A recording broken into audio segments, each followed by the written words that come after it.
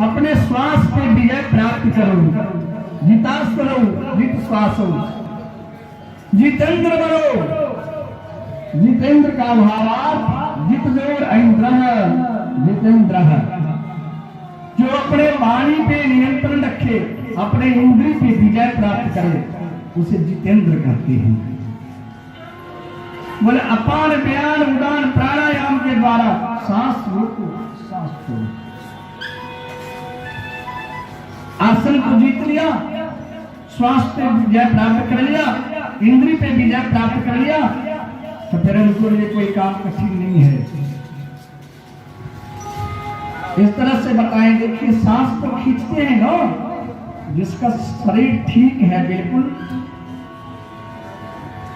26,500 बार सांस खींचते हैं एक दिन में, 24 घंटा के अंदर में।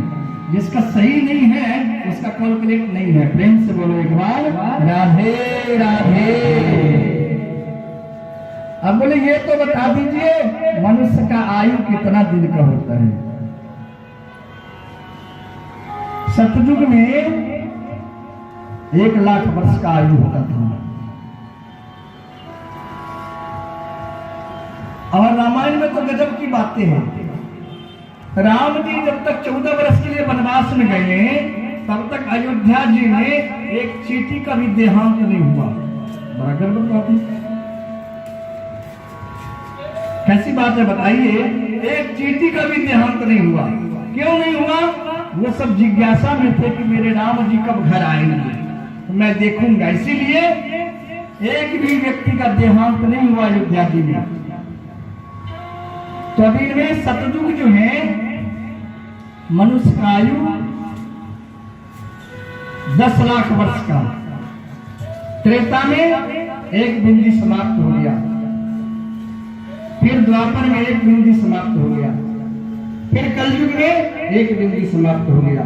तो कलयुग में कितना आयु है? अरे भगवान कृष्ण के समय में तो 1000 वर्ष का आयु था।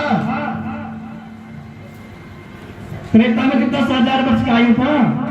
ये कलयुग है ना, इसमें 100 वर्ष का आयु है।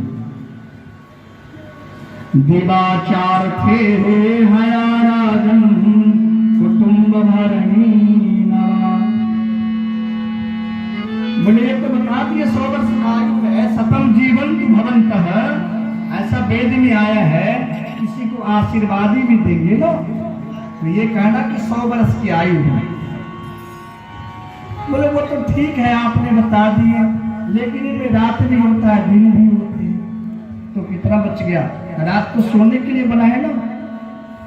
और कई श्रीमान जी हैं दिन में भी 2 घंटा सोते हैं। बोले महाराज जी मेरा कमर ही काम नहीं करता है, दिन में सोएंगे नहीं।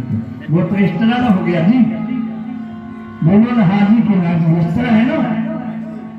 रात बना है 12 घंटा सोइए, दिन बना है 12 घंटा काम करने के लिए। दिवाचार थे हया राजन। अब लोगों की ऐसी है, महानता कहना चाहिए, आलस का भी महानता ही कहना चाहिए। आलसी जीव है, दैव दैव आलसी पुकारा। आलसी का काम क्या है? बोले भगवान को छोड़ दो। बोले भाग्य में लिखा होगा तो होगा। अरे प्रणव भाग्य में लिखा तो है, लेकिन कर्म आपको करना पड़ेगा।